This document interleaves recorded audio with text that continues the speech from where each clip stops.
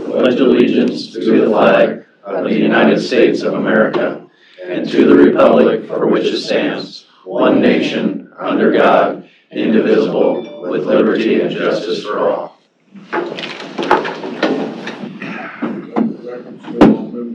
President. I'll move the consent agenda for you. Second. Is the phone on? Yes. Okay, and we're all good to go there. Motion by Supervisor Waterline, second by Supervisor Shea. Any discussion? Hearing none, all those in favor say aye. Aye. Those opposed, like sign. Hearing none, motion passes. Next up, we have Grant Anderson, MAPPA, discussion and or decision to approve change order 01 for CBG downtown rehab project in Carson and Macedonia. Grant, are you there? Yes, I'm here. Can you hear me? Yep, we can hear you. Go ahead. So, we're requesting approval on a change order, and this goes back to several of the items I discussed a few weeks ago at a public hearing on a project. The total change order request is $152,033. The vast majority of that is tied to reconstruction of a wall at a large corner building in Carson on the far east side. After crediting $49,000, almost $50,000 from a contingency allowance of a building that dropped out last year, the total change order request is $102,035. I believe that Pete Franks, the architect, and Jason Kettner from Cornerstone, the contractor, are on the call as well. And in case there is anything that I left out, or if there are any questions specific to their request here.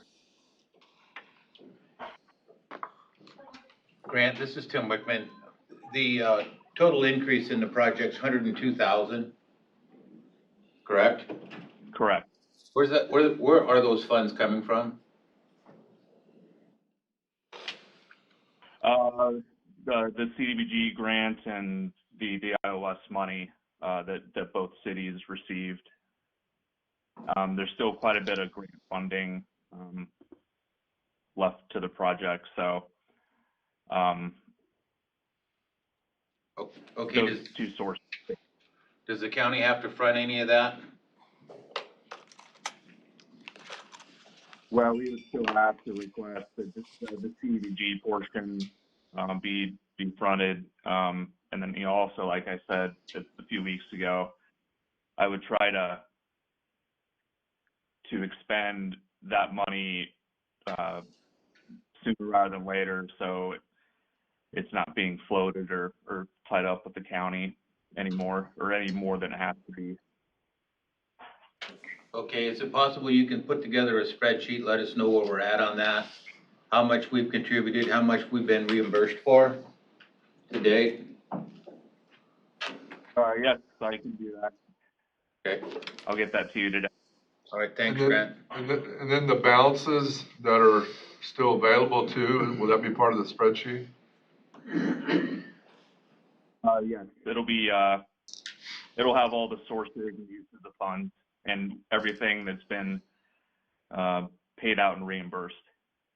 Okay, thank you. I'll make that motion for you, Scott. Second. Supervisor Schultz. Just one other question. What are we looking, I don't know, since you have those two other people on the phone, are we looking at some completion here pretty soon then? Or are we still waiting till March? I'm going to defer if someone from Frank's Design is on the call, I would defer to them, but I think the date of substantial completion is March 31 of next year. Does that look like it's gonna happen?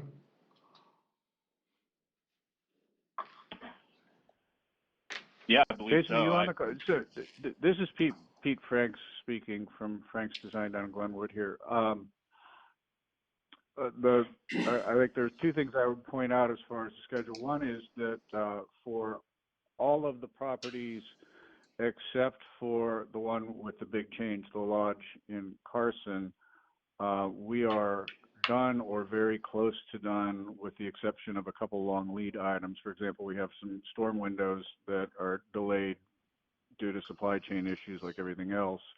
But the project is, by and large, the buildings are pretty well complete at this point, with the exception of the lodge building. So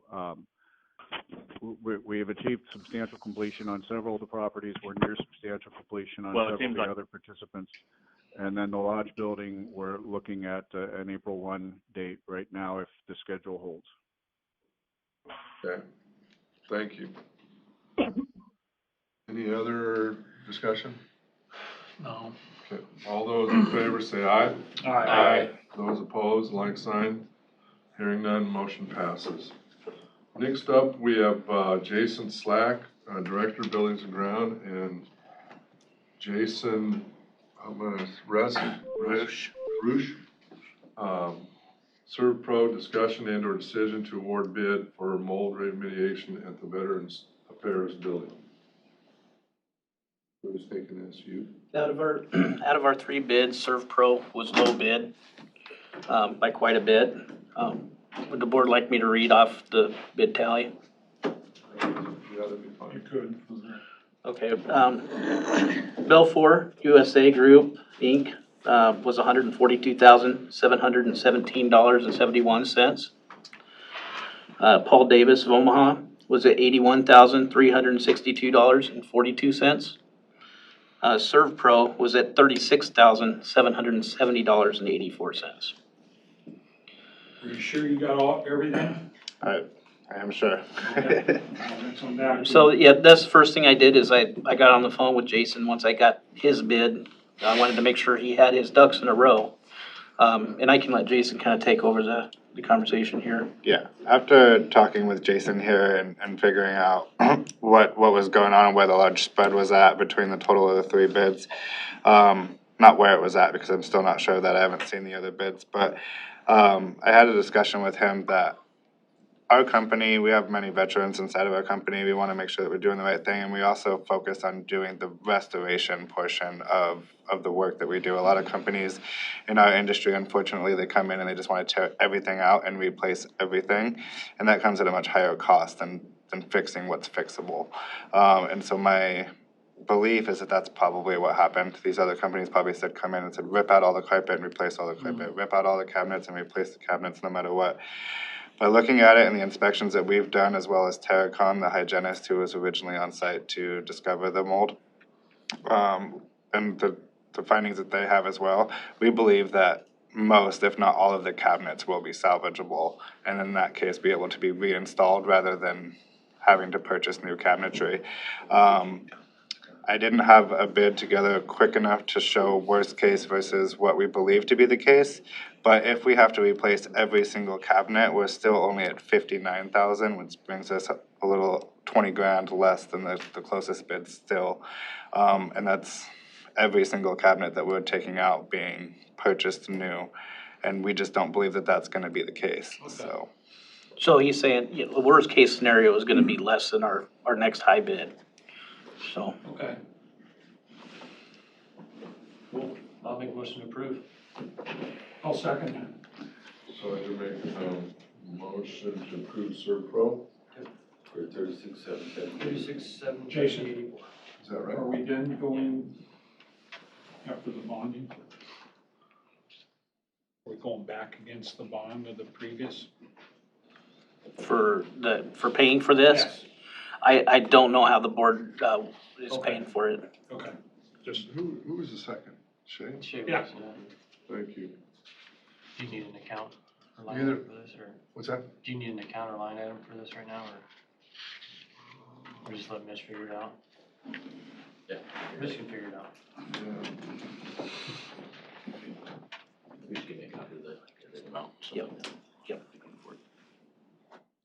Any other discussion? No, just appreciate, you doing that and obviously taking care. I appreciate you started your comments with taking care of veterans. I mean, that's obviously near and dear to us too, and, we appreciate that, so. I'm a veteran myself, and we have multiple other veterans inside of our industry, so. Well, that kind of depends on us. We're gonna have to go in there and tear out 4, I'm just throwing a number out there, 3 or 4 windows. Then we're gonna have to water test it and make sure it's not leaking. And once we feel confident that there's no leaks, then we'll put back. And then we can kind of judge our progress from there. We're not tearing out any windows. No, we're not tearing any windows out, but we'll be tearing out the wall cavities below the windows. Yep. Okay. All those in favor say aye. Aye. Those opposed, like sign. Hearing none, motion passes.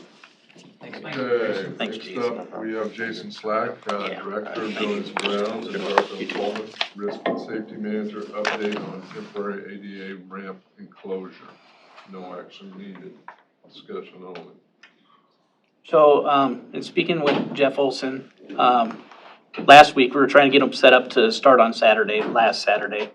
I didn't realize that they were gonna need to have the mailboxes moved, and that's the point they need to start at for this thing.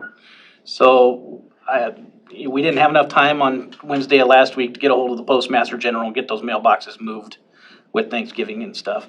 So, Postmaster's gonna have mailboxes moved this week, and we will, construction start date on that thing is gonna be on the 4th, so, which is Saturday. Okay. Yep. Did they provide you with their plans for that? They did, yep, Are they acceptable to you? yes. Is it still a 2-weekend deal? No, it's probably gonna be more like 4 weekends. Oh, really? Yeah, yep. Okay. Hopefully it stays warm the rest of the month. We don't have any issues. Yep. Next up, you're up again, Jason, Buildings and Grounds, update on service and building demolition. I spoke with- Discussion only, no action. I spoke with Jim Hall this morning. He's working on removing the rock from the roof, the ballast, and getting that foam off the insulation. Then he's gonna go back inside and do some demo work, and then he's gotta get a hold of his guy and figure out when his machine is gonna be ready, and he's hoping it's gonna be ready by the end of the week. So that's the update from Jim this morning. Okay, So he'll be knocking walls down next week? This weekend, he thought. What was the conversation you had with If he him? gets his machine, yeah, he needs to make a phone call today and find out if his machine's gonna be ready, and it sounds like he's gonna get ready to start. He's removing the foam under the roof. Cause like if you don't, all the council bluffs will look like snow. Styrofoam. Styrofoam. okay. Any other discussion with that? Discussion and or decision on how to designate stalls in the elections building parking lot. So, initially, I was tossing around the idea of not assigning parking spots, having it be first come, first serve for Potawatomi County employees only. After some more thought, I think, maybe we should just designate parking spots to the department heads and elected officials and let the rest of it be open parking, first come, first serve, Pot County employees only. Any thoughts from the board? I don't need one. I'll just keep parking over where I do in the veterans lot over there. It's fine. No big deal. I'd rather. We got a lot of employees here and not enough parking spaces anyway. I mean, we park here a couple days a week. I don't think we need. I'm good where I'm at, Jason, so. Okay. I think someone like Lee back there needs a parking spot. Yeah, he Right. gets one right in the front, real close. So, You've been here the longest. I've been here the longest. There you go. I came with the building, I'm gonna leave So, with you the can building. Find out where her spot is. There it is.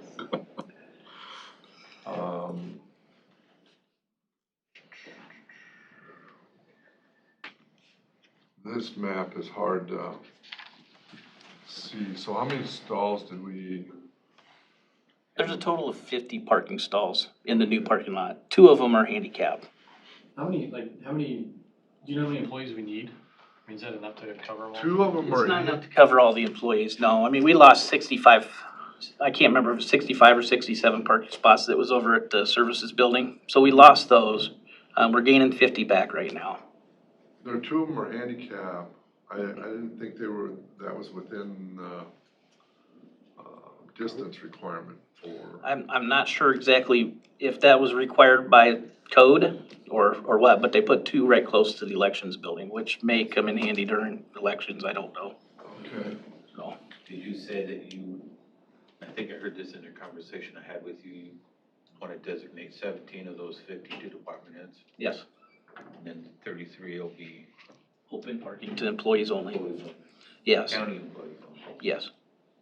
And so, I think that's a good plan, Jason. in doing that, I would like to put a sign at each end of the alley saying, Pottawatomie County employees only. All others will be towed at owner's expense. You gonna put that sign together in your shop? Yep. All right, you're awesome. So are you gonna have something on the vehicle that identifies it as a, how we wanna do that? And that's a thought that I've had too. In the past, we've never done that. If we assign a number and just a simple sign that says reserved on the stalls that are reserved, and each person knows their own number, Right, but I mean on the vehicle. then I'm usually alerted if somebody's parked in somebody's stall. Well, we Yeah. probably had that issue across the street too. Yep. Right. Where, you know, public We parking. used to have those things that hang from the mirror. So, do we know, well, we should know the spots that were out here off the side, I don't know how many it was, or 10 or whatever, and who those people were? I know who they were, yeah. Right, But I mean, are those the people that are going over there, right? yes, Okay. Yep. I don't, I think that's probably as good a plan as any we can, Yeah, I don't need one, so I'll park over there in the general parking with the veterans building, so Is the don't whole designate one lot- for me, let an employee have it. It's kind of, I can Is the walk. whole lot numbered, yes. everything? I went ahead and I kind of seen this thing coming, so I went ahead and asked them to number the stalls. Okay. So they're numbered on the pavement. The reserve stalls will be numbered with a sign that says reserved and a number on the sign. Okay. I just think it's gonna be easier for you if you designate the people with a badge or whatever, because otherwise, I mean, how you gonna know? Random person from the public can just park in an empty spot, we're not gonna know. We're not. No, I mean, I'd almost rather you just assign them and tell the department heads to figure it I out. kind of agree with that. well, You get a little- it is really difficult to police that. Especially since, I mean, we're gonna have to install cameras if we do that, you know, and that's gonna be more money as well. So, Mark? Not to interject, it's none of my business, but on all of our apartment properties, you can buy like 500 window decals that say Pot County or whatever. And there's towing companies in town that will patrol your lots for free. They want the contracts and they drive through. They'll see if that sticker's in the back corner of the window. If it's not, they'll tow it. So What if your car, Just- what if you're driving a rental or your wife's car or park something? somewhere else. I don't know. Get an extra sticker. Yeah, you could have multiple stickers for staff that have multiple vehicles. I don't know, just a thought. That takes it Yeah, off no. your plate. Appreciate that. you know, I think most of those spots will get filled up with the employees because they get here before the customers. So I don't see where those, 33 extra ones would Right. be that. right, and those 33 are gonna be more towards the south of that lot, which, you know, you start getting closer to the Veterans Affairs building in that sense too, so. I mean, the leftovers be able to park over there in the Veterans Affairs area, so, Right. I mean, I think it's a good plan, Jason, and the good thing about it is, board, that if we get that building down, we can free up some of those spaces over there too. Yeah, we can do this. So we're Subject to probably change. gonna have to look at this again in the future, I'm Yeah, thinking, so. well, it's subject to change. Yep. Yeah. Okay. Okay, so, I'm just before we get off this, I mean, I'm perfectly fine with you figuring it out and you managing it, not bringing it back to us, honestly. Okay. I trust that you can figure it out, Thank you. so. He'll Make sure you get he'll Lee get plenty of a parking help. spot, please. Oh, Well, you're gonna get ideas from 5 guys that park here a couple days a week at most. Just wait for him out. I'd rather you just figure it out. You know what right looks like. You can do it. You don't need us to. Okay. Okay. So, do we need a motion and a second on that then? Or, I don't think we need any. Yeah, I don't think we need a Motion. motion. I was just looking for Okay. direction. Okay. You got Next up, we have discussion and or decision to approve change order number 1 for the election building parking lot. So there was a couple things associated with this. One of them was the numbers I had asked them to paint. That was a $350 change order. I thought it would be more efficient to have them paint the numbers while they're doing the striping. Do you guys have any issues with that? I do not. Probably the largest one was the saw cut and remove and replace some of 6th Street pavement that was crumbling at the alley entrance. So they had to have something good to tie into there on 6th Avenue. Yeah, And then, How much was that one? 3755.25. I see it. and then the other one, Yeah, $3,755.25.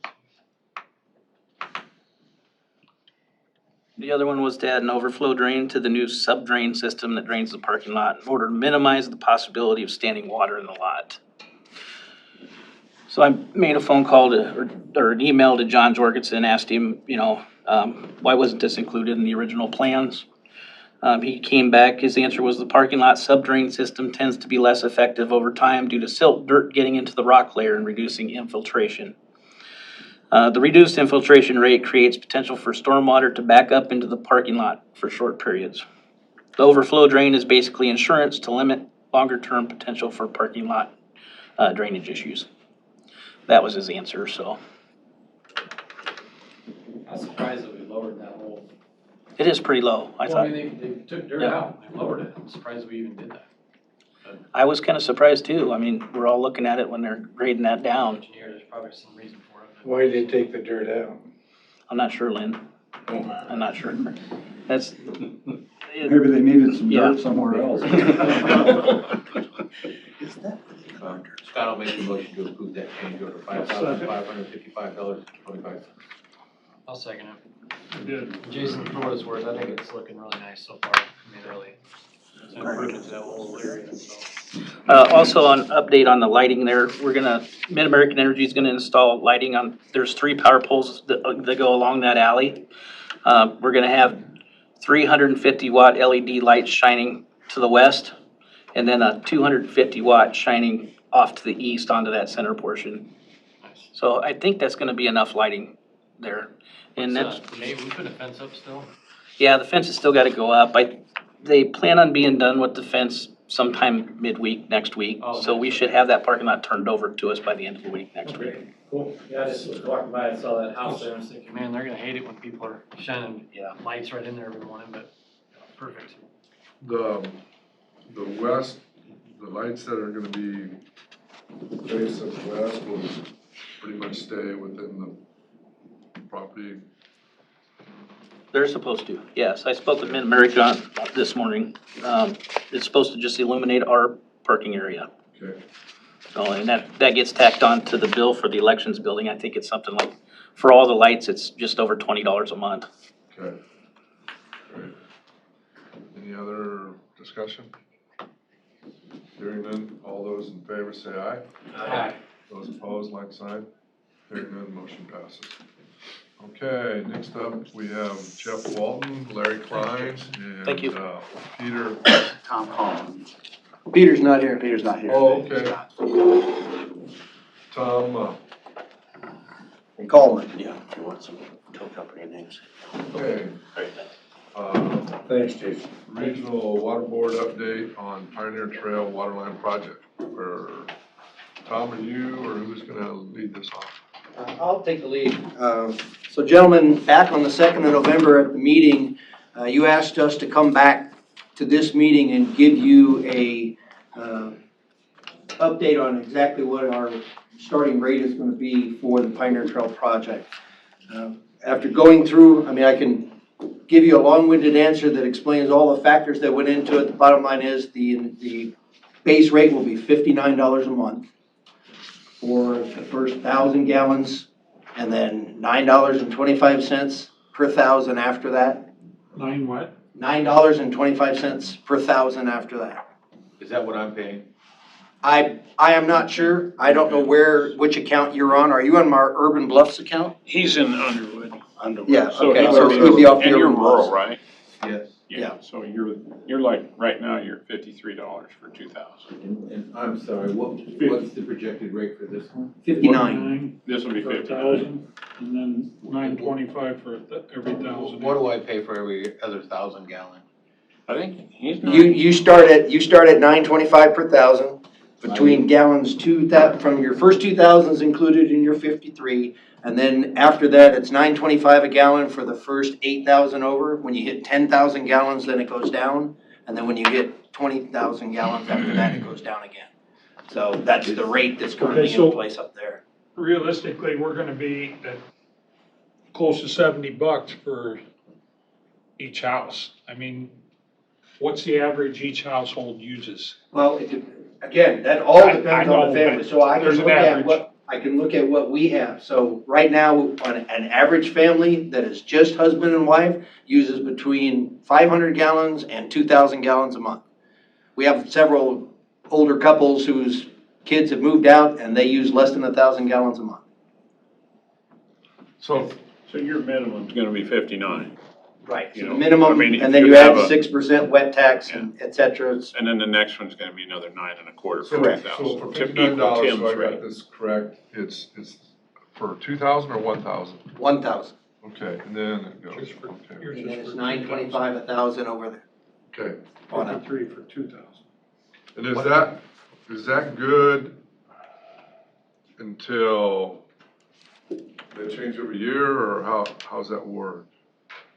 Well, that's a good question, because having been on the job now for 4 weeks, one of the things I've looked at is the history of the rate structure within regional water, and it kind of has depended on what's going on in the economy around as to when they decided that they needed to implement a rate increase. So we are right now finishing a rate study. We have a company that is experts in that are reviewing all of that, and they've told us that we need to raise our rates because we right now don't even cover the cost of operating our system with the rates that we have in place. We haven't raised rates in 4 years. And how many? 4 years. 4 years ago, we raised it to 53. For the, 2,000. for our old, right, this is for 2,000. the was legacy 59 system. for 1,000. That's correct. I That is think correct. that last rate increase was the biggest one we ever did. That was $3. So we went from 50 to 53. Yes, sir, that's correct. The utilities board oversee you guys? What's that? The state utilities board? No. Okay. We try to keep the raises small enough They that still, you don't generate a lot of hate and discontent, you know, Right. when you You raise don't want it. anybody shutting the tap off. Yeah, I mean, Digging a we well. try to be decent, you Yeah. know, but this here, we're gonna have a lot of debt, you know. But, how long do you think you're gonna be, so let's just say you're looking at the cost to provide water right now. Do you guarantee to our developers that $59 rate for a period of years, or what do you? That's the rate that it will be for the first year guaranteed minimum, at least a year. And the water's not, again, if you recall, the water's not actually available until September of 2022. That's when it's supposed to be turned on at the development. So I'm at 53. If you raise mine another $2, you're not gonna raise this one? Not until No, not- we do our, Not until when? until Glenwood raises their water rates on us. Yeah, until our costs go up. That's the challenge. That's The gonna water be that supplies the Pioneer project is being piped 5 miles from Glenwood Utility. And we have to pay their rate, which is about $3 more just short of $3 more per 1,000 than the water we get from Urban Bluffs from Council Bluffs Waterworks. Do you get a contract from Glenwood? That's what we had to. That's the only place we could get the water. Guaranteed it for 1 year? When their rates go up, they charge us more. And they review their rates every year. And almost every utility does. I know Doug said that you guys here at Council Bluffs do the same thing in terms of reviewing it every year. The question is whether or not the review mandates or indicates that you need to raise your rates a bucket. Or Jason, James, Mark, Henry, what are you guys thinking? Is there any cap in your language between you and Glenwood Waterworks? Is there any cap that would limit a maximum annual increase? You know, they cannot increase it by more than 3% year on year or something of that nature that would stop them from, you know, year 1 looks great, years 2 through infinity look like hell? We got it in the contract, we got a deal that they will treat us the same as they treat their own customers. They can't single us out and say, we're gonna take your big users. They're gonna piss everybody off all at once. Correct. Right, you're gonna do everybody, so, you know. There'll be a lot more pitchforks at the meeting. Right. As far as you Okay. guys, That's I exactly know you right. kinda want to know, you know, how long is this good for and stuff. If you wanna know if you can trust us, look back at our rate history. You know, because we don't operate that way. You know, we've done, $3 was the biggest one. I've been on there for 21 years. We've done $1, $2, and we don't even do it every year. And we've been talking about maybe we should do $1 a year, you know, rather than get behind and have egg on our face for not getting something, being able to take care of something, you know. I guess my question is, why don't we do $59 for 2,000 gallons? The idea was, because right now, the way our system is set up, we make water down in Avoca for under $2 a thousand, okay? We buy it from Council Bluffs for about $3.50 a thousand. So Avoca is subsidizing Tim's water. Okay? Really? Yeah, Yes. you are. You like that. Don't you like that one, don't you, Tim? And so the way it worked was you had Avoca, the cheap water, subsidizing Underwood, and then that was gonna go on to subsidize Glenwood. And we said, hey, you know, that's enough. So what we wanted to do was try to get 150 houses so it would break even. You know, and that's gonna take a while for you to get 150 houses. And then I would like to see, if I'm still around, still like to see a review of back to the 2000. And bump his up. What's that? Yeah, bump his up and make up for all the time he's been getting by.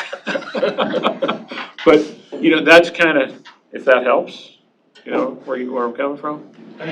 And I do understand water all across the country. I've read articles in different areas of the country. It's going up. It's just going up. We're really, I mean, you look at the service we got, you know, we're not too bad price. I mean, Okay. you know, I don't like the $1,000 minimum myself. I don't, and because got on the board because they dropped it from $3,000 a month to $2,000 a month. I said, what the hell is this crap? She said, you'd make a good board member. Open your mouth. So, does anybody know Council Bluffs' What the rate structure? I heard, I think we're talking to Pam, I think there was some people out east, maybe it was, anyway, I think they were at 1.5, whatever their rate is. So these guys out there that were watering their lawns, and they're, you know, they only have the water out there, and sewer is usually 50% of what your water usage is. So they basically were charging 1.5 times water rate. So these guys that are watering their lawns on the big lots and stuff like that, they had some $500 bills. You know, so. How many members are on your board? 5. Is there any openings? There will be. Yeah, there will be. You want on? You want on? Oh, I think we should probably, do we have anybody from Pot County? No. Well, here's what we ask. You have to be, so you know. And we would like somebody from Pot County. We would like to have some. You have to be a user of your. You have to be a member. As a 504, you have to be a customer of the water to be a member of the board. And, you know, we don't pay a lot, but the idea is, Marks out. you know, it's kind of a civic duty. And, so you don't have an agenda. You don't have a car wash.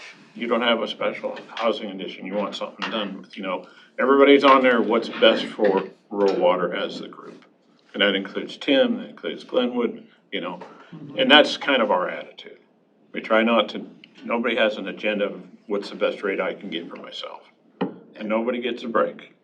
And Keep Tim, with them when you informed keep, if you have an opening on that board. We'll get March, somebody. if one guy March. retires. March? And then actually another guy will come after that.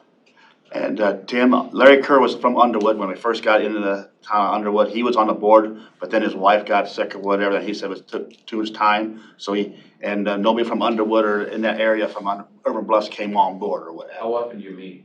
Once a month. Third Thursday of the month, What time? 1 o'clock. Does that include lunch? No, you don't get much. Well, I'll tell you what, if I'm still the general manager in March, because that's when my current contract ends, I will take you to lunch before the board meeting. How's that? So just one lunch for. One lunch. One lunch for you, Tim, you yeah. know what it is? If the attorney shows up from Greenfield, his wife usually makes a dessert of some kind. Oh, my gosh. Yeah. She Keep us in mind in March, and that's something I would. What else? Coffee maybe? Yes. Hey, you know, guys, we'd like to have some representation. Yeah, we'd like to have, down there. we try it, we We go tried. clear on the Braden and Exira down that area on the east side. We go down their area and nobody, too far to drive. Everything's always too far to drive. We only pay 25 a meeting, we pay mileage, so you get mileage, but it's not a lot of money. Jason and Mark, is this something that you think that your development and your lots and that kind of stuff can handle? I mean, I think it sounds a lot You want- better. So vast improvement, Where do we stand with connection fees and other, other costs related to getting into this water? Right now, the issue with connection fees is that we're basically functioning as a pass-through. So you've got, for your developments, any money that you're paying in connection fees is coming through us and going directly to Glenwood Municipal. We get nothing of that. So How that's, much is it? it's $1,500 until the 1st of January, and then it's $3,000 after that. I tell you, this is 1st of January 2023? of 2023. Wasn't it 6,000 total, and we have to pay 1,500 impact to the city of Glenwood, and then 1,500 and then the 3,000 goes for our connection.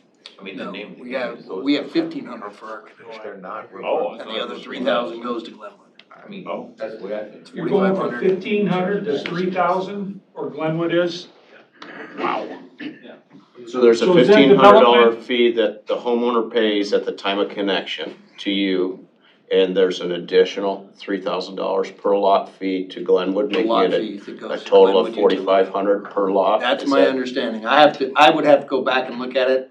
The only thing I've been focusing on is our agreement with Glenwood for the water and the route issues that we're trying to lay 5 miles of pipe and get it all in the ground and function and everything metered and set so that we can turn the water on in September. Yeah, because in previous discussions with the prior manager, there was talks of developers needing to front a certain portion of that. I think you still do. Yes. Still do. Yeah, so what do those numbers look like to us? And if you don't have it on hand, I don't have it know we're with here me, to discuss rates today, but yeah, big picture, we need to know all the costs associated with getting water connected to the house. And I'm available anytime tomorrow or Friday, we can get together and specifically go over that. I think all of the right now we have 2 that are Yep. on the table. So if you guys wanna get together, we can set a time after this meeting. You guys We don't both need Heartland? Jason and I. Take up your time. They're both Heartland. Yep. Hughes are not here today, they'd be your other party Well, to talk to. I can reach out to Jim and Sandy and Yep. get them on the hook as well, so we can get that coordinated. So where does that work with us and our timeline, Matt? With our agreement? Our agreement is that the water has to be turned on there at the development by September. If it's not, then before September of next year, we need to have conversations to either figure out, where they're at and if, what deadline they're gonna make it by, because we could potentially do an extension of that. Or if, some reason, something happens next year and the whole thing falls apart, whatever, but they just have to be there by September of next year. Does that look like a real doable thing? Yes. According to the engineer, it is. As it stands now. Get them longshoremen working, we get that. Well, I say the long pole in the tent is, it's a blessing and a curse. We had, because of the main booster fire we had this year, there were projects that were scheduled to happen this year that didn't happen. As a result, we have some of the pipe we need already here because it was supposed to go in the ground in a different project. So we're holding that now for this so that we can begin work as soon as we get the go-aheads. But we don't have 5 miles. But we don't have 5 miles of it, but we have enough that we could start. How big is that pipe? 8-inch? Yes, 8-inch line. Okay. And the potential for 500 homes, you said? Yes, that's Okay. correct. It'll serve 500 homes without us needing to put a booster on it. Or Once tower, we go, right? So then beyond that, you'll need a water tower site. Eventually. Beyond that. Eventually. So in the future, we gotta look at, I mean, seriously, That's down the line, their we gotta think issue. about that. That's Yeah. You're right. It Their is. issue, It's not our ours. issue. Well, and, It'll be on but we'll be fire. coming to you guys to get the permits and the Right. approval for roads putting it we're in gonna Pot pave, County. But just yeah. like the meeting we had last week about where potential development can go, I mean, we gotta be considerate of that. Cause it sounds like just the way that map worked, we didn't want water coming from the north still, so. correct. If it's gonna come from the south, we gotta have a way for water tower to be there to do this. The plan is to have on the Pioneer Trail and 230th Street on that corner, somewhere in that vicinity. That's where. You just basically need it on a hilltop somewhere out there, right? Yep. Yes. Yep. I know that. And Glenn was supposed to put a water tower on there. Once we need pressure, they have to put one on before the master meter on their end. But right now, they're gonna do the booster stations right now. But there is a tower in their plans Okay. on the Burris Road and 230th or whatever, down there by that mini mart or someplace down there. How are they to work with? I mean, are you comfortable with working with them? You've talked before. I have a very good relationship with Dave Mountain, who is the guy who runs the utility. I'm not gonna talk about my interactions with the board, because quite honestly, it's the board that has been the issue. We have yet to find common ground. You know, we have a principle, I mean, we basically have decided to eat this, as you can hear. I mean, we're taking the cost per thousand, upfront fees, pass-through of the impact fees. This is a one-sided deal, but this is one of those where you gotta pay to get on the table and play. So we're considering this our stakes to get into the game. And then once we're in the game, then we're at the position like Supervisor Schultz was talking about, where we're gonna then need to look at putting our own, tower out there for serving other parts of rural Pot County, et cetera. We're gonna, but we've gotta get in first. And we're paying through the nose to do it. You made a comment about did not want water coming from the north. Yeah, right now they kinda want us to stay out of that Pony Creek watershed or whatever, Yeah. so we gotta, we'll figure that out. And just so you know, I had a conversation with your waterworks guy specifically about that, and he mentioned the Pony Creek watershed being an issue with the city council. Yeah. And It's, he mentioned that there are actually a couple of other options off of the Council Bluffs Waterworks network where we could tie in and not go anywhere close to Pony Creek area and bring water out from Council Bluffs Waterworks. I mean, you guys are already providing all the water that we do for our Urban Bluffs project. yeah, there's a spot just off of, Harry Langdon. That's it, or exactly. Wabash Ave that we He do. called it the Langdon bypass, that there was a spot there that we could connect and bring water out. It's gonna need a. No, was that with drumming? Yes. Okay. He and I've had a couple of Not sufficient to take on what other face-to-face things- meetings Yeah, and several phone conversations. We're just looking at how we can work together to provide water to the rural part of the county. Because right now, you guys are kind of, Council Bluffs Waterworks is kind of the 800-pound gorilla in the room. There's a lot of politics. They don't have to worry about finding water. It's the rest of us that are What's still Council looking. Bluffs charge for Mark, a I'll show you hookup fee? I'll explain what it is. I'm not sure what their hookup fee is. I know what they charge us per 1,000, which is 51. 350. Yeah, 351, 352 per 1,000, as opposed to the just under $6 that we're paying for Glenwood's water. Because we tried to negotiate it down and they just keep shaking their head. We're not coming down, so. We're not changing. I don't think we're in a bad We got position. costs. Well, when you were talking about not bringing water from the north, Yeah. if eventually, we were talking about maybe serving Trainer or something. If we could tee off that and you get competition into that water division, and all of a sudden, then you gotta negotiate. cause they're half price. Council Bluffs is half price of what Yeah, Glenwood is. You know, so if you could see your way to help us that way, you know, it depends. I don't know what you were talking about, where you didn't want water, if you're trying to stay out of a floodplain or whatever, but, you know. I don't think they're like a hard no. I think it just has to be. the plans that they have for that Pony Creek watershed and the potential development down the line, so this is within their, 2-mile radius of the city limit or whatever. Yeah, they wanna keep protect their 2 miles, so we understand that. They want that to basically be set up a certain way, so it's not to say it couldn't happen, as long as it fit within the model. But the problem there is we're gonna need developers that already have plans kind of in place before we can move forward with it. So I don't think it's a dead end, but I don't think it's super likely right now. But I agree, I mean, if Trainer gets water, we can run right down 92 and it doesn't matter, But I think there's a huge opportunity for development in that area. We just have to just stay on top of it. That's what it looks like. Pot County's a lot different than Shelby County. Matt, Got a little more action. Wyatt, what kind of contracts we have to have in place to move forward with this, provided Jason, James, and Mark Henright and Heartland Properties are okay with these numbers and ready to move forward? Our agreement's already in place, we're ready to move forward. We don't have any numbers in there though. We don't have anything in the development agreement with Heartland Properties that provides the cost of the water that they were just telling us here today. So that's a separate agreement with Heartland Properties. That will be in the developer's agreement and the TIF piece of it. When we get to those parts of it, we're talking about the agreement that we have with rural water. For them to move forward to get water to development, that's in place. We're done there.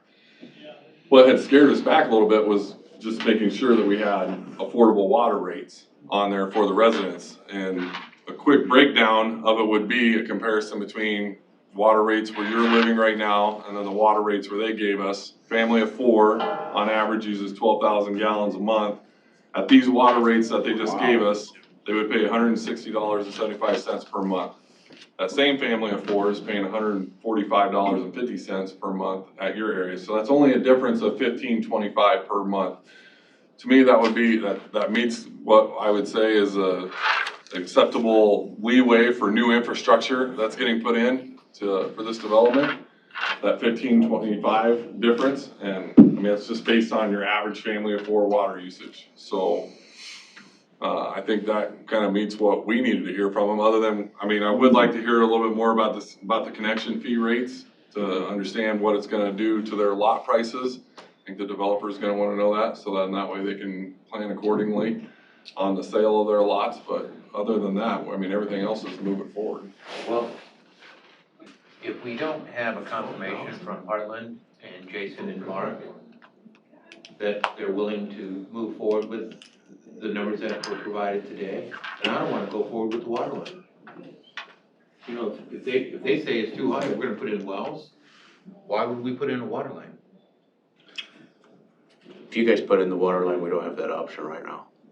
According to our code right now, if that infrastructure is there, they have to move on to it. Yeah, but this board member's not in the mindset of running a water line and forcing a developer to get on.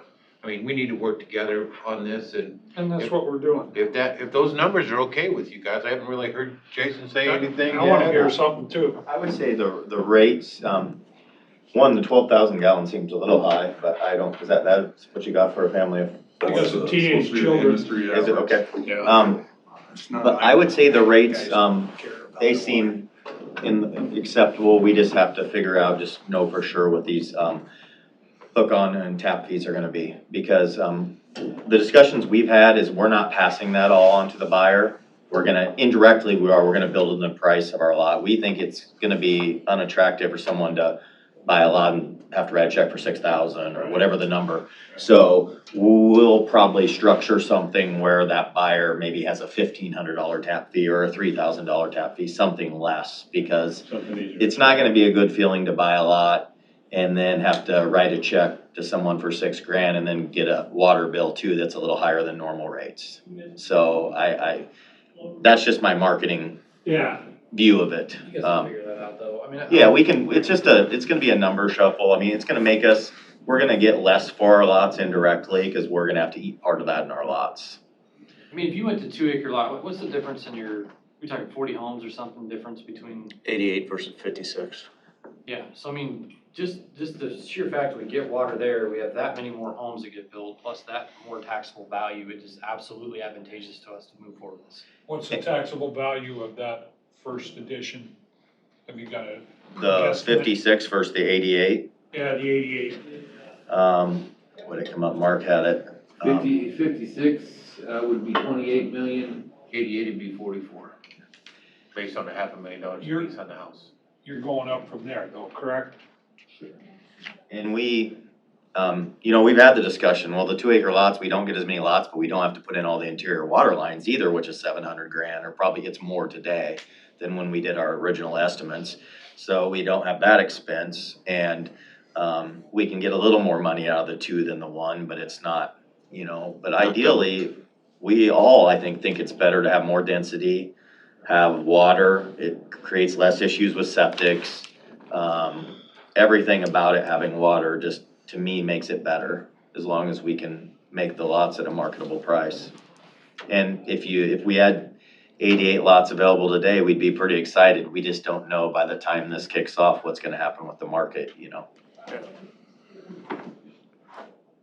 High level though, the rate numbers don't sound They don't, like they're not gonna be a discouraging. deal breaker. We need to just get a better picture. Sounds like we'll get a meeting of the minds here within the week and get a better understanding of what our responsibilities are on connection fees and what would pass through, and we can confirm with the board or Matt in a timely manner that we think it's all acceptable. You okay with that, Matt? I'm okay with it. Is I don't know what else we can do. Okay with that? Are those connection fees, in an agreement with the property owner How and, much was your connection fee? and Glenwood, or who are they with you, with agreement with you and the property owner?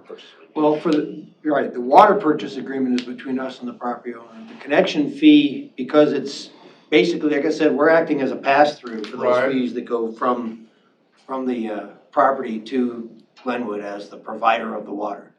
We're basically the conduit because it's our pipe that we're putting in the ground and meters that we're putting in. And so that's, again, I did not focus on looking at all of the language and the verbiage on the connection impact fees. I looked at what it's gonna cost us to get the water from Glenwood up to the development and how low could we push this and still, my goal was to break even at 10 years or less. It's gonna take us 8.5 years at 59 per thousand plus 925 over 1,000. It's gonna take us 8.5 years to break even to where we're actually able to use the fees to pay our loan. For our understanding, my question would be, is that check go to you guys for that connection fee, or do we write it directly to Glenwood?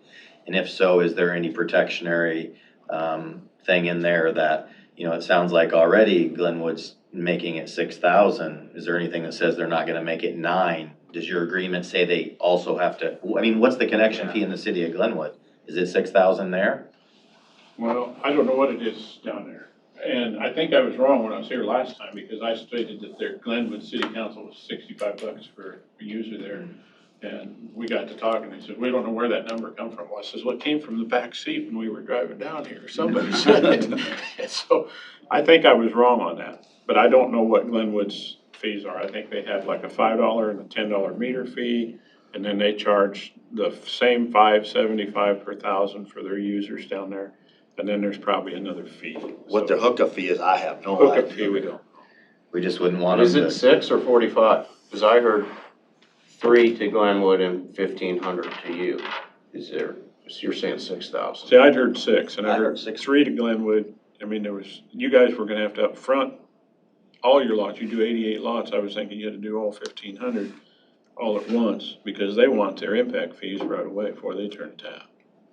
1,500 per lot up front, Whether the house is built or not. and then 3,000 more when the house connects. 1,500 up until So that's $3,000 a door so far. Where's the other $3,000 coming from?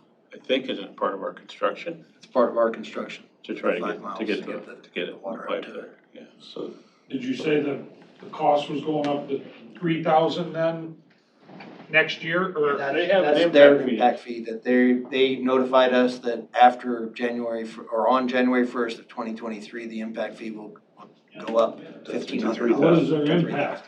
Well, they're building the tower that was alluded to, they're building a new water tower. Okay. And because we're part of it, they want us to pay a percentage of it. That water tower, we will have, basically, they said, I think the change was from original plan of a 400,000 gallon tank to now doing 500,000 gallon tank because of the connection that they're providing us for water to serve up there. And that 100,000 gallon increase translates to X number of millions of dollars in their overall costs. So we are going to share the burden of that cost. That, I mean, you can strip We away couldn't all of negotiate the anything. guys. emails We back. got very little. And Council Bluffs wasn't an option at all. I mean, just out of curiosity, with all these connection fees and so on, Double the cost of the project. it did, okay. I wondered if there was any kind of connection through Council Bluffs, because I would tell you, comfort level dealing with them would be a little more comfortable. We did the That's why cost I like estimate the- of the pipe, and that's the problem. It was Yeah. it would double the cost to us to run the pipe out from Council Bluffs, the length that we would need to run it. So, I mean, I still think we need to pursue looking at getting running water down Pioneer Trail down, Wabash down that direction. It'd still be worth our efforts to look at that. Let's get this one done. No, I agree, but I'm just thinking, the amount, if you think about from, let's just call it the corner of Pioneer Trail and Wabash Ave, from there to 240th Street, I mean, that's a pretty big stretch of ground, and there's a lot of potential there still too. There's acreages that are for sale right now that come right off Hardball that could potentially be developed, so I still think we need to look at running water from the city that direction. How far is that? If you 3 took, miles. if you to your took place. the corner of Wabash and 275, or 275 and Pioneer Trail, how far is that to your development, Mark? I guess I'd say, yeah, 3.5 to 4 miles. And we ran the last water line for Council Bluffs. It runs down Wabash to the end of Cedar Point. That was the last addition we did at the edge of town. We had to run city water, and they allowed us to do septics. We did 1 acre lots there. So we actually extended the last line to there. What's that cost a mile? You recall? Their water bills? You mean, or the? Well, no, to run the line.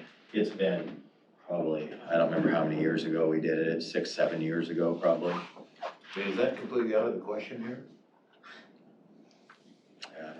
When you were asking how much, this is really, really ballpark, but we're looking at new wells up there for a Voca treatment plant. And we're looking at going 4 miles north, and that was about $250,000 per mile. For probably, I think it was like 10, 12 inch line. 10 inch wasn't it? line for sure, a minimum of 10, maybe a 12. So, just to give you an idea. You know what I'm thinking? Well, I do, but I don't know. Well, when you stand That up there was on what I Pioneer remember. Trail and the 320th or whatever, you can see Hardin's water tower. It's straight up there, you can see it, but by the time you go through Highway 6, old Highway 6 and 92 to get it there, plus nothing runs straight, you'd have to follow the roads as close as possible. And respect the 2 mile limit of Council Bluffs, if you lay any line in there, you can't serve any customers, so that's a dead line. Right, that's probably the biggest issue, run into that. But Council Bluffs water rates are lower than that. yes, By far. by almost half. We started out at $1.76 when we first put in Underwood, and we're at $3.50. Yeah, but you gotta think of it this way too, I mean, they're serving, 60,000 customers or whatever it is, whatever their number is, probably more than that even, but the quantity of water that they treat, the water treatment facilities they have, the amount of chemicals that they use, they're buying in bulk, I mean, Yes. their costs are so much less because it costs them less to create it, to clean that water up. These guys are dealing with probably a quarter of that size right now. So. Is it too late then, Justin, to take a look at bringing the water from Council Bluffs? I think it's gonna be too late for this one to happen on time. Yeah. It is? Yeah, you gotta figure going through the amount of properties you gotta go through, the easements you gotta get, I mean, there's gonna be a lot of, this is already set up, ready to go. push this thing back 2 years if you do it from the city this way. Well, I'm still a little bit like Jason, how the transaction goes for the monies to you, to Glenwood and such. And who signs the agreement to protect it from escalating? Whether that's a concern or not, but As far as the water rates, what you're talking about, right? well, Are you talking no, about the impact and connection I don't know what you call them, impact connection fees, whatever they are. That's a name for, our engineer told me, the impact fees, and Justin, you probably know, what goes to, the impact of serving more people off of their system. Right. Goes to help replace that system when the time comes. That's, Yeah, no, so hypothetically, if client A buys a lot and they build in whatever X into the lot, and then client A is gonna get a bill from who for how much, and when it, or is his only bill gonna be his monthly water bill, and that's it? just monthly water bill. I think it's gonna be like, you guys are gonna take the impact fee and all that stuff, and it's gonna be basically buried in the lot price, right? But who do we write the check to? And when do we have to write it? You know, is it because it's my understanding that there was a portion of the cost expected from us once your pipeline was delivered to our entrance essentially, and then there was gonna be a subsequent fee as each meter pit was installed at the time of construction of each residence. Is that the way you still have it That is the way structured? I understand it, but again, Yeah. I apologize that I don't know this. That's fine. We But will it's follow not, up this but week, it's but not a we portion need of the those paperwork answers that I to looked make at. that But conversation. I'll have that answer for you by the end of the day today if necessary. Maybe what I would prefer to do is try and have a meeting with you guys and with Jim Hughes as the other, and so that we're all sitting down and we're all hearing the same thing and we're all nodding north and south that we understand the process. And we have a good relationship with Jim Hughes. So Yeah. we can sit in on a conversation with him. I think we have So a is good any of relationship. this water, Matt, is any of this part of the TIF then or not? Their internal water lines. I thought Doug Drummy said none of it could go towards there. Our development agreement, I believe, excluded interior water structure as an eligible cost for us to put into our TIF. For him to sign off on the TIF, remember? We'll let you change that all Yeah, day if long. But I'm fairly confident that language was in there, that it excluded interior water lines from it. The original attorney that we were working with on it, their opinion was that water infrastructure was not eligible because it wasn't a public entity. But, we got that changed down at our other industrial park, so maybe that's something that we do need to look back on yours. I just thought that the city had to sign off on the TIF, and Brandon Garrett and the city said they would not sign off if any of the cost went towards water lines. Interior. Now, I hope that's not the case, but that's what I That was remember. changed because it was if it came from the north, Okay. and so that's why we're coming from the south. Yeah, we'll That makes definitely a review difference. it, That's a and big we may difference. need to amend it if you guys, I mean, certainly, it's a big cost item to us, but it was our understanding we could not put it in the TIF. And if we're able to put in the TIF, that'd definitely help with the impact piece. So we don't fill the water line. You think the impact fees can be tipped? Well, no. Indirectly, though, if we were able to put the interior water lines as Is part that of a the TIF, it would possibility, help Matt? us. I don't, no, it No. would be wrapped up in the cost of something. I mean, you wouldn't be able to directly say we're gonna Okay. tip this to pay the impact. I mean, if they put X dollars towards water lines in their Right. plan, but then we tiffed it, then they have that money, I wouldn't say available, but you have that money now that you could leverage these expenses, you know. Yeah, and it needs to be able to build it out to pay the TIF. too. Yeah, Right. yeah, we won't get any money So if you we don't need build houses. 88 Well, houses you know, instead of 56. If you start adding dollars into the TIF, Yeah. you know, are you building enough homes to cover it? Right. We'll do that math, I promise. Okay. In 2018, and this is to rural water, there were grants available to. That's what I was gonna ask you, Tim or Scott. You was out to Oakland the other day or whatever. What about Iowa West? Is there any grant money up from No, Iowa?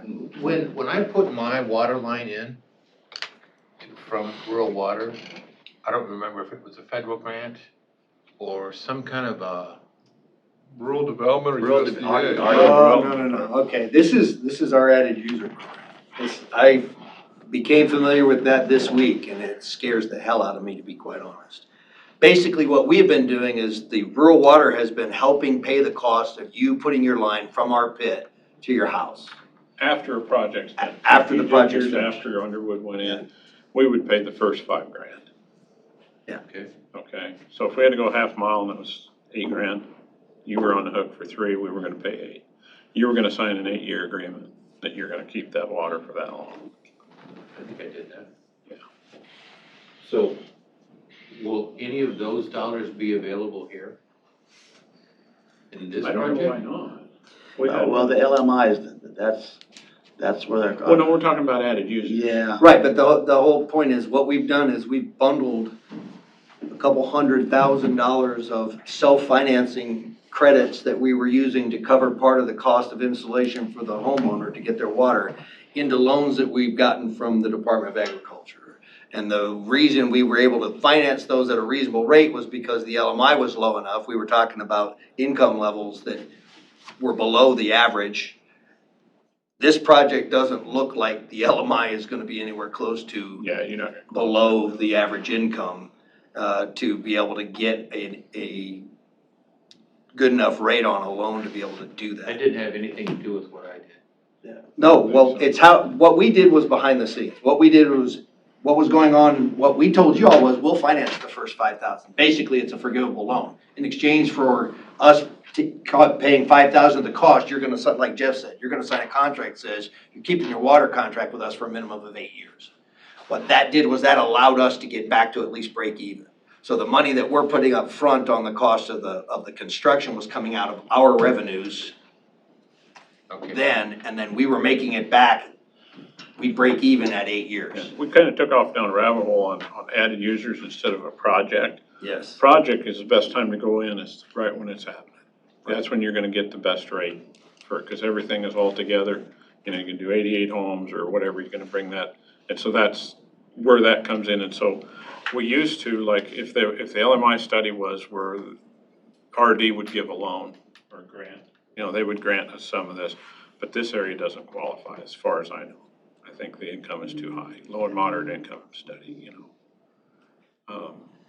But Tim, did you go on after the water line was already in place? Yeah, so that you would have been an added user. So that's, you know, and we would have fronted the first 5,000. Yeah, I don't recall exactly what happened, but it was something like that. Yeah, and I think you have a pit fee, $500, you have a rural user fee, it ends up being like $800. So if you were gonna get yours in for under the 5,000, you would have probably had to pay $800 for connection. That's gonna be about as cheap as you're gonna get. But, I don't recall those numbers. 7,500 and I had to pay 15, I believe, is something similar to that. that makes sense. But that's not available here. You guys are all gonna get together with Glenwood then, right? We're working on a contract now. Figure out exactly where we're at, then you'll be back to see us to let us know where we're at exactly. As soon as we know, you'll know. Absolutely. Okay. Actually, we got everything, is everything agreed, just not signed? Correct. As it So you stands kinda now, know- all of the issues were resolved. The final copy came from our lawyer yesterday. It was emailed to, Glenwood, Jim Olsted. Well, Jim Olmsted, Wendy. Yeah. Their engineer. And that's their engineer, and he was gonna do a final review and make sure everything was still the way it was from their end, and then it goes to their board for signature and our board for signature. So, Jason, when are you guys looking to start putting homes up? Well, obviously there wouldn't be any kind of start till September 2022, and I assume at that point, realistically, I don't see us till spring of 2023, do you, I was Mark? gonna say, if you could get 20 or 40 homes in, you could save a lot of money. Yeah, we have just substantial amount of grading work to do on the site and other things we gotta get out of the way. That is a little bit dependent on some other jobs falling, that we have no control over, so the timeline is a little looser than we'd like it to be, but that's our goal. That impact fee, it was 1,500, it goes to 3,000 on 2023. We tried to get that covered to One more where year. there would be a cap on that. Mm-hmm. When if they're putting up a 400,000 gallon tank and they needed 500 to add us on there, our portion, once that was paid for, it would be stopped and no negotiation, keeps going, so. So it's $1,500 Impact per fee. door or per lot, whatever, Per user. up until December 31st of 2022. Yep. Why wouldn't I just pay the It all fee was. in December of 2022? Well, I I think think it that's, would. quite honestly, I think I think that's that why would. they structured it the way they did, was to incentivize y'all to pay the money up front. Yeah, Because the that'd be a more good money return they on our get money. up front, and then they Yeah. can take that Difference. money and it works for them on how they do their debt structure for their own construction projects. So It we gives pay them them $1,500 per lot prior to end of 2022, and then our only other impact or connection fee is to rural water, which I'm hearing is $1,500, or is there more than that? Or this is what you guys need to check and get back Yeah, to I us think the on. total was 6,000 when I talked to Nicholas, and that included 1,500 to Glenwood and 1,500 for something else. That sounds really I'm high, guessing. 6,000. Does it? Yes. 'Cause I was under the impression you guys were on board. No, I thought it was Nick threw out 6,000 in the beginning, and it was the same Brought it conversation where backwards. everybody was like, hey, that is really high, and then it came back and it was like, well, actually, we're gonna be able to do it for 45, but. Well, Tom's our man, he's gonna It was get. a year. I'm the guy. Yeah, He will I dig into trust the you will files. figure it out. I'm the guy. But yeah, and if I we can, will roll if my we can sleeves. pay it earlier. to We're- cut we're taking your $1,500 time, off gentlemen, and make I- it 3,000, that's a lot more. Yeah, Now, you guys need to have more meetings. At this Because they don't have the grade, you point, gotta. suffice it to say, we're gonna have our meetings, we will keep you informed, but it is still our intention that water will be available for Pioneer Trail September of 2022. And Barring any changes, which we will immediately inform you guys about if there is an issue. And obviously, because And Matt's- of the forgivable loan, well, you guys through Matt, because you're gonna be basically the information source, since you're the one that basically gave us 300 grand. We had to kinda, Well, I didn't give it to you. well. Jack's off. I did. Yeah. Thank you. It was You me. get a choice parking spot, Right. too, right? In the back of the house. We're putting her name on that part. Yeah, That's right. being a golden stone. I just wonder how many, besides Heartland and Hughes's, how many, have you guys identified other potential users in that area then? If anybody's on the line, if there's anybody on the way up with that line, we can add on as we go. Have you done that already? We've already identified all of the potential customers that could hook into the line, What that number 5 mile line. We've already contacted them, because we have to get their approval for the right of way, the easements. What number was, So we've what done all was that, what was that number of potential? 62, I think, Okay. total, 62. Okay. So. And they don't have to pay these fees if they give Oh, grant you they're the gonna- easements and They would such. be, They will have the $1,500 connection fee, or impact fee, No matter because what. it's a if the water's coming from Glenwood wants their 1,500. Doesn't matter where they are on the line. If they're getting water from the Glenwood utility, we're paying them $1,500 for that. And then our connection fee is $800, and that's to put the pit in the ground, stub the line out for them to get their line into the house, get the meter on and everything operational. That water is shit. That's what I mean, they're gonna go with Full of nitrates. rural I mean, there's water. One more real quick question before, I mean, you're never taking too much time, by the way.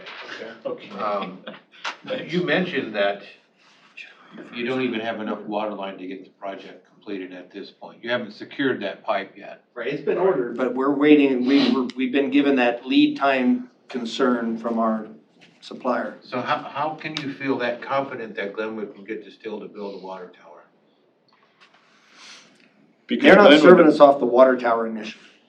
They're doing it, they have enough pressure on their line that they can serve us for the first couple of years while the project's being built. They'll be serving us off of their current infrastructure. Without a tank. Without a I tank. think they told us, like, engineer said we had enough water pressure for 25, 28 houses, something like that. You know, and that would get the ball rolling, and then Glenwood's supposed to put up their tank and booster station. And we did get in our agreement that they would have a more chloramine residual at that point, so it wasn't decayed by the time it got out there, no good. And we're supposed to have enough pressure there, that's in the contract, they gotta have enough pressure to furnish this to them, so. Yeah. So they could put a booster pump out there Correct. and get that. Yeah. Yes, What'd you say, Well, they Justin? could put a booster on that line anywhere and Sure. get it. Yeah. correct, It's not that big a deal. right. So that's why they're saying they're fine with it on their end. That gives them the cushion to spend the time necessary to build the tower. We did gain, you know, from all this horsing around, you know, from thinking we had a deal to stopping, we gained a few things. We gained $125 off of our meter fee that we pay to them, which is no big deal. But we did gain, that chloramine residual was big, and our engineer helped with that, you know. Other than that, it's pretty much take it or leave it type thing, you know. And so the water rate stayed the same. So we decided if we're gonna be in Pot County, we're just gonna have to lump it and take it, you know. And that's why the higher rates for the water rates are, so. And then the other thing is, you know, this is a chance, you know, we're right at are we sitting at 2007 with the construction? I mean, you guys, you know what I mean? We're having the same thoughts, I mean. Yeah. So it's a risky business. We're sitting at the 80s in the farm life crisis, you know, I don't know, but.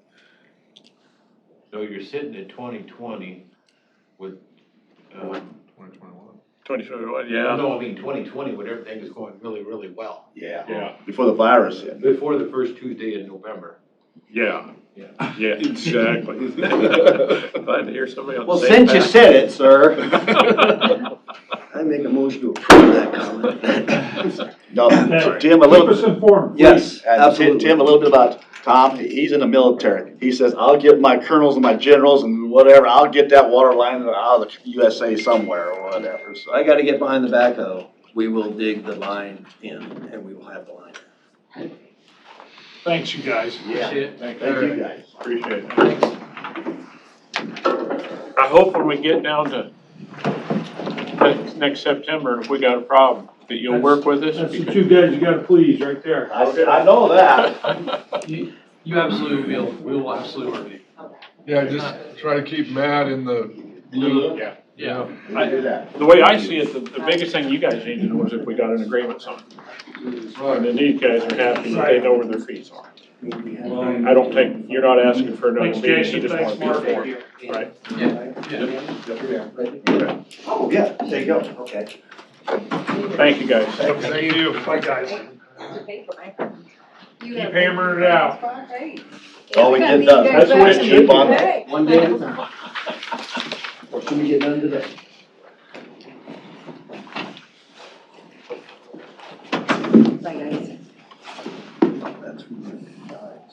Okay, Oh, that was We don't have exhausting. lunch. next thing we have up I is thought it was fun. Mitch K. You're not paying enough. It'd be interesting to see how that works with the other developers, so. Mitch K, Budget and Finance Director, discussion or decision to pay for county buyout of 8 flood properties in the amount of $1,880,000 plus associated legal fees of $12,000 for a total of $1,892,000 to be paid from the Fund 19 Land and Acquisition Fund.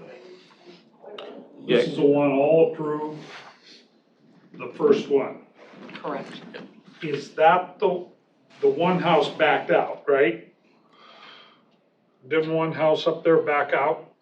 Well, yeah, but then we substituted with Okay, another one. okay, that's why the 8 confused me, but okay. Guess I remember that now.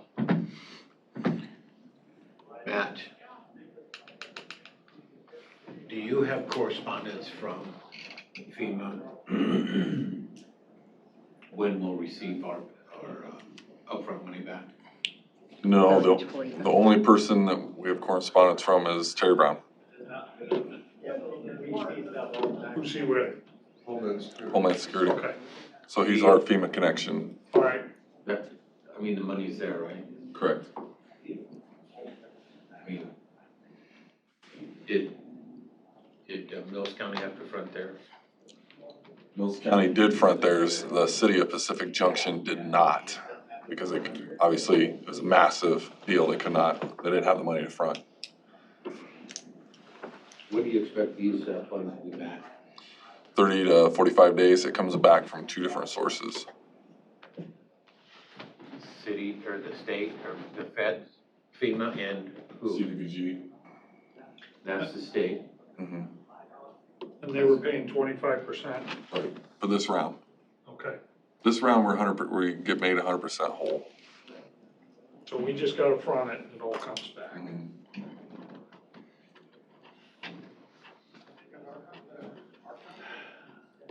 We're sure up front on that. It does seem that way. Does it have to be requested after everything's closed then? Is that what the deal is? After we close and, after we're done with the legal services, request to FEMA, like Matt said, request to the state, 30 to 45 days to That's get all. reimbursed. That's all done online. Via the grant program. Right. Who's responsible for that MAPA? Or you? Via MAPA. MAPA. I mean, I submit to them all of the invoices and, like in the past, for the appraisals, for example, I have to supply them with the invoices and then quarterly we get into the grant program and move it forward is what it's called. And then it comes back to us, the money. Normally in a closing, when you sell a property, or in this case, we're buying it from somebody, they get their check that day. Is that how this is gonna work? Yes. Right, and So we need to have our money, they need to have our money before things close. well, okay, so Deb Peterson asked how long, and Mitch was included on the emails, and Becky Linehan. She wanted to know how long it would take the county to wire money. So we're, Mitch, Becky, Deb, working out the details, because I'm sure they're gonna need a W-9, et cetera. December 15th is closing date, so. What? I didn't see it either. Do we have an estimated closing date? December 15th. December 15th for all of them? If everything closes the same day, so we should just send one wire out to one fund, and then they'll disperse it out to the individuals that are getting bought out. Okay. I'll make a motion to approve. And then just to kind of to put onto that too, so this is just the buyout and the legal fees. There will still be there'll be a demo Right. fee that there'll be another phase of this that won't be obviously less. I assume we'll have to front that a little bit, wait the 30 to 45 days to get that one back, but we'll have this money claimed before the demo fees get brought up or started, so. Because once we purchase the properties, and that's when our clock really starts for us, then we have that 90 days, all those homes have to be torn down. And do we have that contract in place? We do. That's Larson Bacco. Do they know they have to get them all done in 90 days? They do. And we're realizing that, obviously we stretched out, we could be getting into a portion of the time where it's frozen ground, things like that. So we've had those conversations with Terry Brown about what happens, if the backfilling potentially can't happen in the appropriate amount of time and all those things. And it's another one of those deals where you're constantly reassured, just let us know and we'll work out something at that time, so. That's the part I don't care too much about. This is the part we don't like either, because it leaves us feeling like we're in flux. So it's December 15th. Hell, we need to still have some weather. Larry could knock them down and get quite a few done before the, He's not gonna have much of a choice. I mean, that's the contract, that's what everything's agreed to. I mean, it's no more than, we signed, we signed the contract with him, we signed those papers to buy those homes. That dozer needs to be rolling and knocking houses down.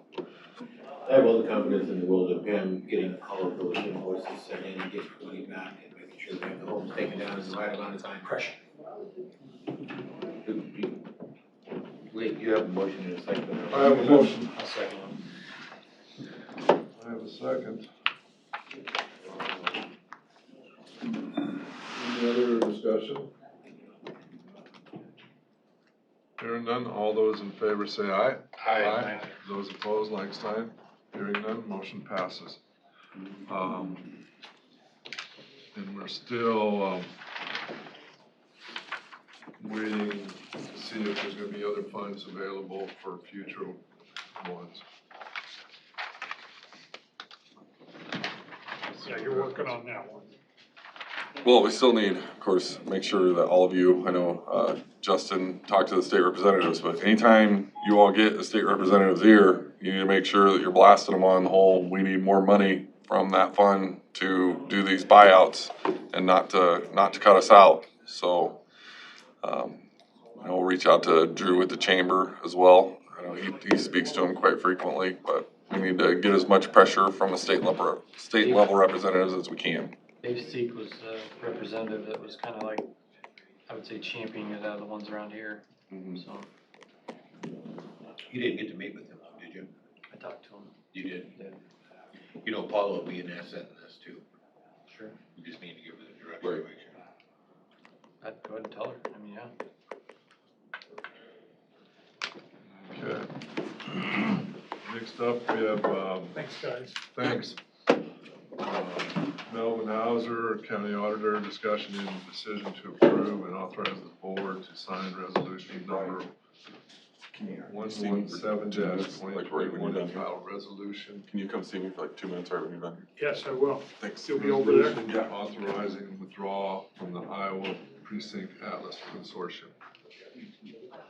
We did find the original Tony agreement. Thank goodness. Yeah, well, the only thing we could have had on file here was the signature page. So apparently in 2013, they didn't keep a copy of it. But anyway, we found it at the Secretary of State's office, and we were part of that since 2013. Was it even voted on in 2013 by the board? Yeah. How come we couldn't find it? Because they never Go kept back it. far enough. We didn't, probably if we'd have went back to 2013. Went back to 13, you found the minutes for it. Heather Andrew found the minutes back in 2013 when we approved that. Scott and Marilyn and Joe signed it. Well, I mean, they told me, never mind. I mean, it wasn't, did they find the recording of it? Yep. The Yeah, recording that's of recording. the minutes. It was recorded at the Secretary of State's office. No, I mean here. Yes. Well, I don't know if No, they, it was- I don't know if they looked over there. Yeah, if they looked over there. Well, all and that They we should, had- they should be able to find it because it's in the state's database. But it wouldn't have been, they would have been looking in Pottawatomie County Recorder documents, not state documents. Everything that gets recorded goes to the Secretary of State. Well, I don't think anybody knew at the time that it was a state document, did they? All 28Es should all get recorded with the state. And it was. That's what. And know it was. So now we have to, Well, But we look what for a the- document in here, Scott, it's not gonna take us to the state site. It should. For 28E. Because they put all the 28Es up at the state. Okay, it doesn't matter. Well, I don't know, I don't, that was like 7 years ago, and I don't remember how we did it. But the instructions on the signature pages say, sign this and mail it back to, ISAC. And that's where the signature page was, it was all recorded at the Secretary of State's office. okay, Who signed it from the board, does anybody know? I did. Scott Oh, you Bell. did? Scott was chairman, Marilyn Joe signed it. Marilyn was there. Okay, so you need a motion to, Just need a motion to approve this resolution, I'll send it to withdraw. IPAC, and then, we'll be out of IPAC. Resolution 117, 2021. I'll make that motion. Okay, thank you. I'll second it. Any discussion? Chairman Belt, Hearing none? Supervisor Wickman, Yeah. Groby, Yes. Schultz, Aye. and Shay. Aye. Okay.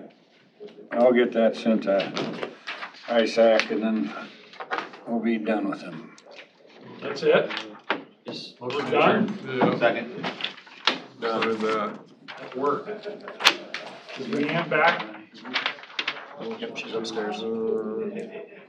Motion by you. Yeah. Okay, second, right? No, Wickman? No. Or, Supervisor Wickman. All those in favor say aye. Aye. Aye. We are adjourned. What do you wanna do with, Vote off. no, what do you wanna do with